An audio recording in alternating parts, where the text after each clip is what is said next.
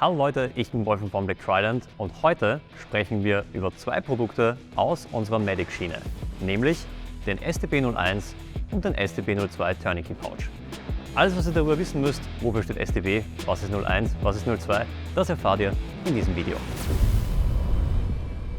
Bevor ich über unsere Tourniquet Pouches anfange zu sprechen, klären wir kurz die Frage, was ist ein Tourniquet? Ein Tourniquet ist ein Erste-Hilfe-Mittel, nämlich genau das hier, was dazu verwendet wird, um Extremitäten bei starken Verletzungen abzubinden. Wie man das genau anwendet, das erfordert Training. Und da kann ich nur jedem empfehlen, der irgendwie auch nur im Schießsport oder auch beruflich damit zu tun hat, Leute, macht Kurse dazu. Einen Link zu verschiedenen Trainingscentern, die Ausbildungen mit Tourniquets oder anderen Erste-Hilfe-Produkten anbieten, die findet ihr unten in der Videobeschreibung. Aber jetzt kommen wir zum Spannenden, hey, wofür steht STB und was ist 01 und was ist 02? Beim STB01, das ist das hier. Generell ist das eine Möglichkeit, um ein Tourniquet am Körper, an deiner Ausrüstung zu platzieren. Wichtig ist dabei immer, egal ob du dieses oder dieses Produkt verwendest, dass du Zugriff mit beiden Händen, also sozusagen mit beiden Armen unabhängig voneinander hast. Das heißt, es soll sowohl mit deiner linken als auch mit deiner rechten Hand bedienbar sein, weil es kann ja durchaus sein, dass du an einem so schwer verletzt bist, dass du das nicht mehr nutzen kannst. Und generell ist beim STB01, also STB steht bei uns für Stop the Bleeding, also stoppe die Blutung. Und hier hat man einerseits ein großes tubulares Fach, das ist für das Tourniquet an sich, das kommt da hinein.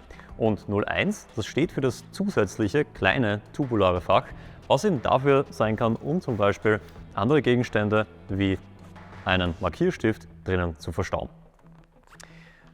Das ist ein klassisches Produkt, welches als Hänger verwendet wird. Das heißt, das kann ich an meinem Rangebelt zum Beispiel unten reinkletten und hängen haben. Oder auch der klassische Anwendungsfall ist für Chest Rigs und Plate Carrier. Hier kann ich das sowohl auf der Seite als auch unten sozusagen unter der Front Flap platzieren. Gut, das ist es zum STB01. Kommen wir nun zum zweiten Produkt, nämlich den STB02.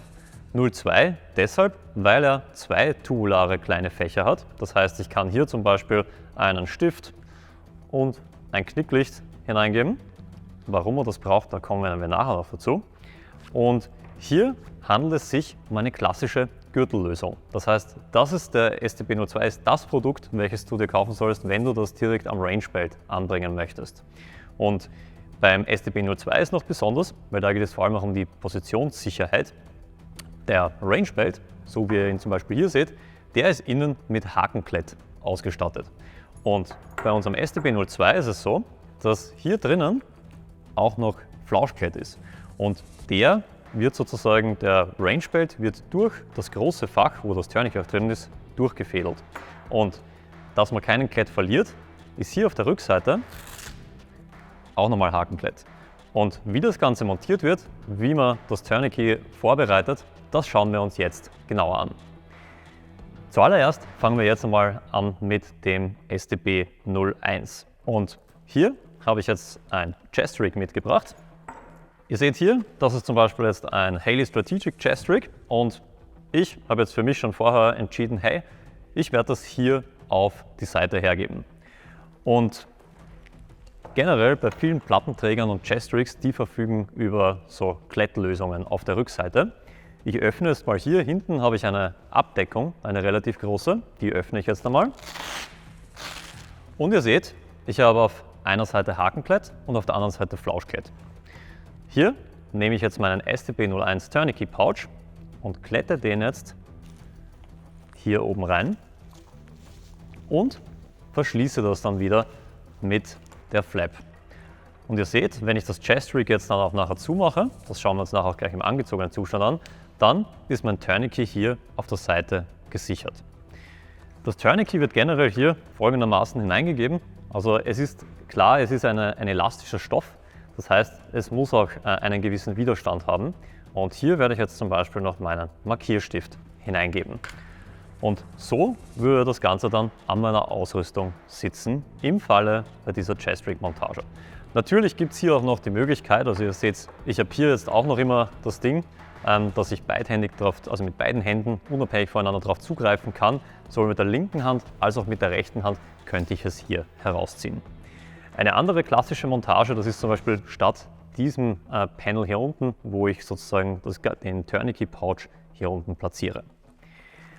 Das war alles zum STB01. Schauen wir uns jetzt den STB02 an. Beim STB02 habe ich schon vorher gesagt, dass es darum geht, das Ganze am Range Belt anzubringen. Und beim Range Belt, wie zum Beispiel unserem, der hat 45 mm Breite und hier funktioniert das Ganze folgendermaßen mit der Montage. Das erste ist mal, welche Position sollte ich wählen für meinen STB02 Tourniquet Pouch? Bei vielen Schützen ist es so, dass wenn sie einen Range Belt anhaben, dass dieser Bereich hier, ich zeige das am besten hier an diesem Gürtel, dieser Bereich vor dem Holster, der ist bei vielen Schützen ungenutzt. Und das ist genau, wie ihr es auch hier seht, der Platz, an dem ich meinen STB02 Tourniquet Pouch sehr gut platzieren kann. Und um das Ganze drauf zu platzieren, ist es zuallererst wichtig, dass ich die eine Seite der Schnalle entferne. Dazu löse ich dieses Double Wrap Velcro, was bei jedem Range Belt mitgeliefert wird, und nicht verlieren. Und fädel jetzt einmal die Schnalle aus. Jetzt kommen wir zu dem Teil. Ich habe vorher schon gesprochen beim STB02 beim Aufbau, dass es hier drinnen einen Flauschklett gibt. Und dieser Flauschklett, der interagiert eben hier mit dem Hakenklett des Range Belts. Hier wird jetzt dann der Range Belt durchgefädelt. Und dass man das gut platzieren kann, empfehle ich, dass man sozusagen entweder mit einem Lineal oder einem anderen Gegenstand, kann ich hier mal, dass sich das nicht sofort verbindet und du eine schwere Zeit hast beim Draufgeben, kann ich das mal in die gewünschte Position schieben. Und jetzt kann ich das Ganze zusammendrücken und habe hier jetzt mal den Tourniquet Pouch am Range Belt platziert. Jetzt kann ich wieder meine Schnalle draufgeben und hier dann mit dem Double Wrap Velcro wieder mein überstehendes Gurtband versorgen. Hier ist wichtig, wir kommen jetzt gleich dann auch dazu, wie bereitet man ein Tourniquet vor und wie wird das am Range Belt verstaut, dass man sich da auch anschaut, okay gut, dass noch immer ein Zugriff gegeben ist und dass zum Beispiel nicht das Tourniquet hier direkt ansteht. Und hier ist es eben auch wichtig zu berücksichtigen, der Körper hat an der Hüfte eine gewisse, eine gewisse Biegung und dass sozusagen der Belt anders ausschaut im geraden Zustand, als wenn er um die Hüfte gelegt ist. Schauen wir uns aber jetzt an, wie man denn ein Tourniquet vorbereitet, um es dann hineinzugeben.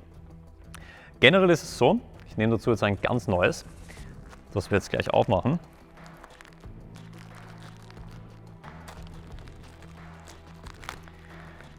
Unser STB01 und STB02 ist eben mit Cat Tourniquet und Soft T voll kompatibel. Und hier haben wir zuallererst mal eine kleine Beschreibung, einen kleinen Beipackzettel. Und jetzt geht es darum, hey, was ist bei dem Tourniquet eigentlich drauf? Das Allerwichtigste ist einmal die Vorbereitung dieser Schlaufe hier außen. Hier draußen bei dieser Schlaufe, ich mache sie auch kurz mal auf, da ist ja das Wichtigste drauf, nämlich die Zeit. Deswegen ist es auch bei unserem STB01 und 02 so, dass immer ein Markierstift sozusagen in einem zusätzlichen Fach ist, weil hier schreibe ich dann die Zeit drauf, wann das Ganze angelegt wird, weil nur eine gewisse Zeit lang das Tourniquet eben sozusagen verwendet werden sollte fürs Abbinden der Extremität. Und eine gute Vorbereitung, damit man sozusagen den Zugriff optimiert ist, wenn man den 1 cm am Ende dieser Schlaufe mit einem Feuerzeug leicht abflemmt. Das zeige ich jetzt hier auch einmal kurz. Hier geht es nämlich darum, dass ich, wenn ich das Ganze jetzt verschließe, dass ich hier, wenn ich das Erste-Hilfe-Tool brauche, das Tourniquet, dass ich hier sofort zugreifen kann und eben nicht sozusagen Klett an Klett heraus fuddeln muss. Dann das Zweite, was ich machen kann, so wie es ausgeliefert wird, kann ich das Tourniquet prinzipiell verstauen. Es gibt jetzt dann noch die Möglichkeit, das Ganze noch folgendermaßen zu verstauen, indem weil wenn ich das jetzt rausziehe, dann ist es genauso. Und es kann ja sein, wie ich vorher schon gesagt habe, dass vielleicht mein linker Arm dass ich da gar nichts mehr bewegen kann. Und hier ist es eben so, dass ich Folgendes machen kann. Ich kann das Ganze umdrehen. Das war so. Hier habe ich jetzt natürlich beim Reingeben ein bisschen einen größeren Widerstand, weil hier eben dieser Hakenklett ist. Aber ich habe das Ding, wenn ich das Ganze rausziehe, habe ich das sofort offen und kann es um meinen Arm umlegen. Hier gibt es natürlich, wie ihr das macht, das bleibt ganz euch überlassen.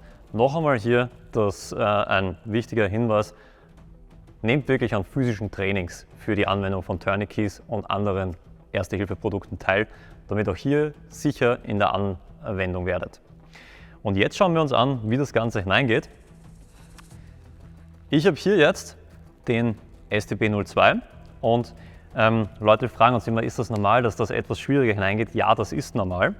Und das hat nämlich damit zu tun einfach, es soll ja auch drinnen halten und der elastische Stoff, das ist so ein wenig ein Schritt für Schritt. Und wenn ihr mal den ersten Bereich überwunden habt, dann geht das normalerweise ziemlich fix. So, jetzt habe ich das Ganze hier drinnen. Ihr seht, das sitzt jetzt sehr kompakt am Gürtel. Jetzt kann ich hier noch meinen Verstellbereich. Das ist jetzt auch das, was ich gemeint habe. Man sollte immer schauen, okay gut, ist es mit dem Verstellbereich, dass ich hier nicht sozusagen anstehe, ist es hier geregelt. Und jetzt kann ich hier eben noch meinen Stift und ein Knicklicht hineingeben. Und so montiert ihr unseren STB02 Tourniquet Pouch an eurem Rangebelt. Ein weiteres cooles Feature bei dem STB02 ist, dass er auf der Rückseite auch Hakenklett hat. Warum das so cool ist, zeige ich euch jetzt. Und zwar habt ihr andere Produkte, wie zum Beispiel unseren Black Trident HMS Hold My Stuff, der hier mit Flauschklett versehen ist. Und ihr könnt den Black Trident HMS dadurch einfach unten dran kletten und ihr habt somit zwei Ausrüstungsgegenstände an einem Platz.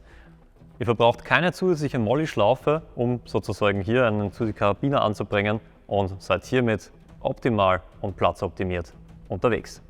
Und das ist eigentlich alles, was ihr zu unseren STB01 und STB02 Tourniquet Pouch wissen müsst. Falls ihr Fragen habt, schreibt sie uns super gerne in die Kommentare. Dann ganz wichtig, wenn euch dieses Video gefallen hat, klickt bitte den Like-Button, abonniert uns, stellt auch die Benachrichtigung ein, damit ihr kein neues Video verpasst. Und sonst kann ich nur sagen, bleibt up to date auf unserem Instagram-Channel und Facebook. Dort findet ihr immer die allerneuesten News zu neuen Produkten, Releases und Drops. In diesem Sinne, bis zum nächsten Mal, euer Wolfgang von Black Trident.